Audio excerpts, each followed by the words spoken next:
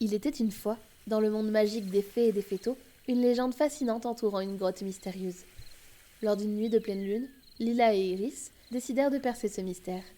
Elles s'étaient aventurées jusqu'à la grotte pour découvrir ce qu'elle cachait, sans savoir que Bleuet, l'ancien amoureux de Lila, les suivait en cachette pour comprendre pourquoi elle ne voulait plus de lui. Iris, on y est presque. J'ai entendu dire que cette grotte est enchantée. J'ai hâte de voir ce qu'on va découvrir. Imagine si la légende est vraie. On pourrait devenir les fées les plus célèbres du royaume. Elles arrivèrent à la grotte sous la lumière argentée de la pleine lune. L'intérieur de la grotte était calme, presque ordinaire. Déçues, elles décidèrent de passer la nuit à la Belle Étoile pour mieux comprendre la légende. Peut-être que la magie opère seulement la nuit. Allons dormir ici et voir ce qu'il se passe. D'accord, mais j'espère que cette nuit sera spéciale quand même.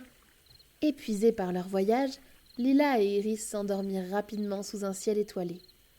Bleuet, qui les avait suivies, décida aussi de s'installer discrètement à côté d'elles.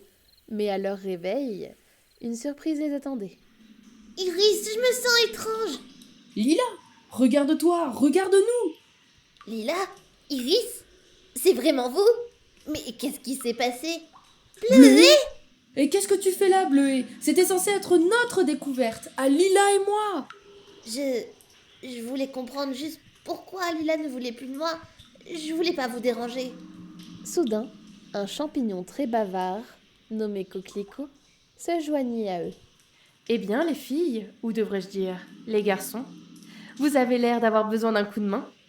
Oh, génial! Un champignon qui parle! C'est exactement ce qui nous manquait!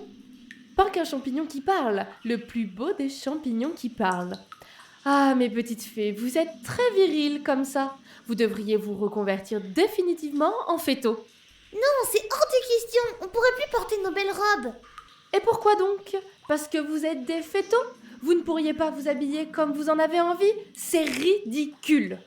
C'est vrai, mais les autres vont nous juger, non? Et s'ils vous jugent, c'est qu'ils n'ont aucun style. Fée ou féto, vous pouvez bien être stylé, pas vrai? Habillez-vous comme votre cœur vous le dicte, bordel! Doucement, tu as complètement raison. Mais quand même, j'aimerais redevenir une fille. J'ai la solution à vos problèmes, mes petits bonbons à la crème. Suivez-moi. Coquelicot, qui semblait étrangement habitué par ce genre de situation, apprit à Lila et Iris une incantation, un chant ancestral de sa famille, qui pouvait conjurer le sort de cette grotte mystérieuse. Iris et Lila, tous deux nous sommes là pour que la lumière de la magie opère. Nous entendons ta voix, étoile dorée du ciel bleuté. Et nous comptons sur toi pour nous transformer.